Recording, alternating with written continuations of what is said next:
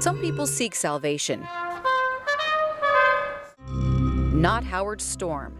He claims faith found him. They were, with their teeth, tearing off hunks of me. They did worse things than that. A terrifying descent into death and darkness that began in the City of Lights.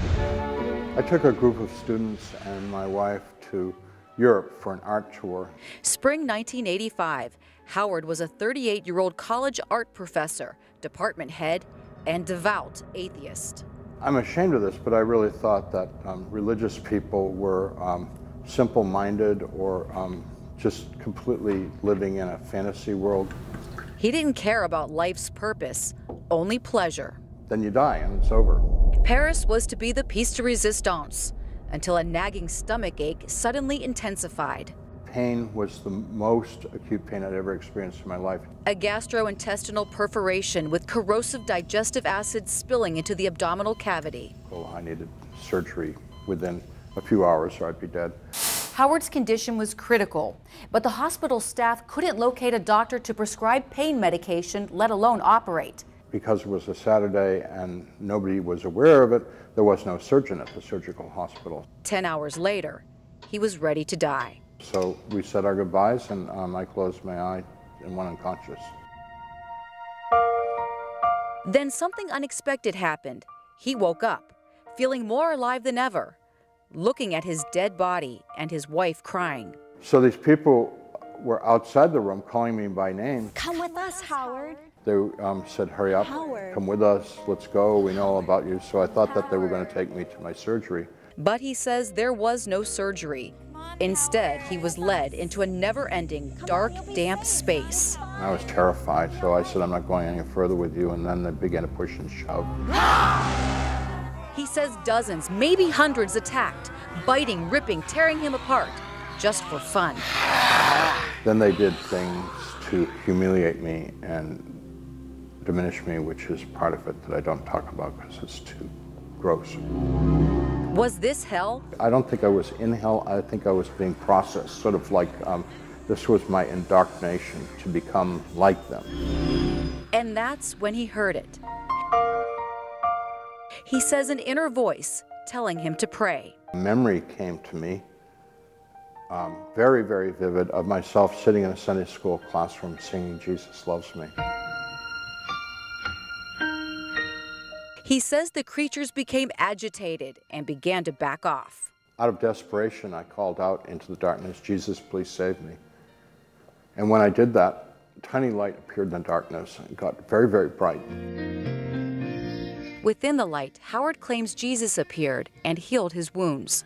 And I was filled with his love for me, which is wonderfully impossible to describe. Soon, he says, guardian angels also arrived to watch his life in review. He says earthly achievements meant nothing here, while every human interaction was consequential. Episode by episode, where I had either loved or failed to love. However, he felt them all rejoice the night he had comforted his sister after a fight with their dad. And I put my arm around her and held her really tight while she cried. And I held her all night long till she fell asleep. My angels and Jesus really approved of that simple act of kindness. Determined to change, he asked, what is the best religion? He said, the best religion is the one that brings you closest to God. And the most important message? He said, love the person that you're with. And I said, okay, I'll do that. Now what do you want me to do? And he said, no, that's it. Love the person that you're with. Family, friends, strangers, and enemies alike without judgment. And that's exactly what Howard says he did upon his return, even when his wife divorced him and colleagues didn't believe his story. People really hated me because of my new values. All my old friends dropped me. Some members of my family couldn't stand my new values and my new faith. Undeterred, Howard quit his job, worked at a soup kitchen, then graduated from the seminary. A religious conversion that also greatly influenced his artwork. This is the first painting I did after my experience. Illustrations of the hellish and heavenly journey are hung throughout his northern Kentucky home, which he shares with his new wife, Marcia. a woman who's never doubted him. Why would he give up a full tenured professorship and his retirement? Logically, it doesn't make sense.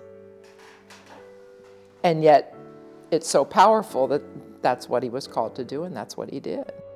Howard's also written a book titled My Descent into Death, and 30 years later continues to tell his story to anyone who will listen. I can't save anyone. That's between them and God, but hopefully through love and kindness you can make an impression on people, which will give them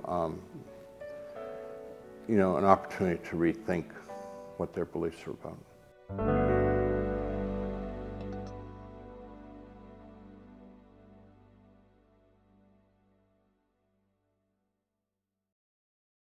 In Fort Thomas, Kentucky, Suzanne Stratford, Fox 8 News.